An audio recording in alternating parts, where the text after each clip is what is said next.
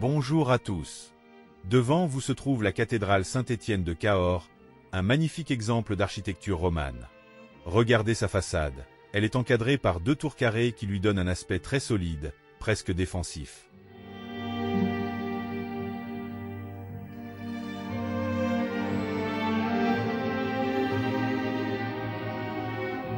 Juste au centre, le portail sculpté, ajouté à la Renaissance, montre de nombreuses scènes religieuses finement taillées.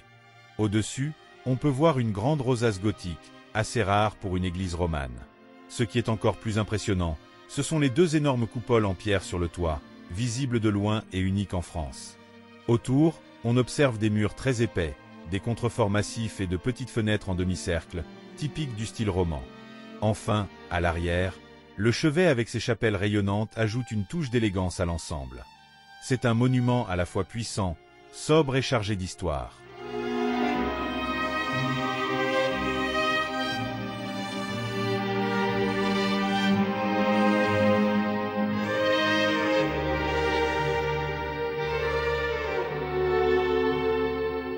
En poussant les lourdes portes de la cathédrale, vous entrez dans l'un des édifices religieux les plus étonnants du sud-ouest de la France.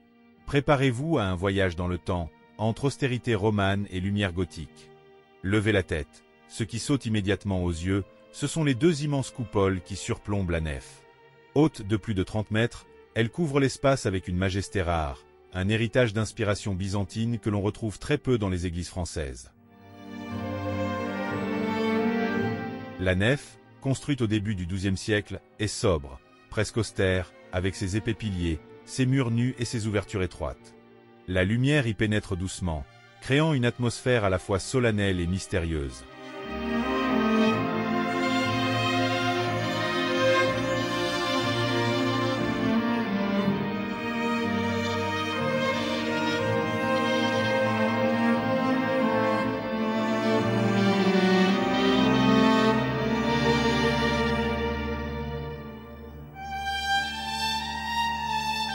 En vous avançant vers le chœur, le style change. Vous entrez dans une partie gothique, plus lumineuse et élancée, ajoutée au XIVe siècle. Admirez les vitraux colorés qui filtrent la lumière, les voûtes croisées d'ogives, et le raffinement des chapelles rayonnantes. L'autel, sobre mais élégant, trône au centre de cette abside rayonnante. Ce qui rend la cathédrale de Cahors si particulière, c'est cette alternance entre l'ombre et la lumière, entre la force massive du roman et la légèreté du gothique. Chaque pas, chaque regard vous invite à la contemplation, dans un silence propice à la réflexion ou à l'émerveillement.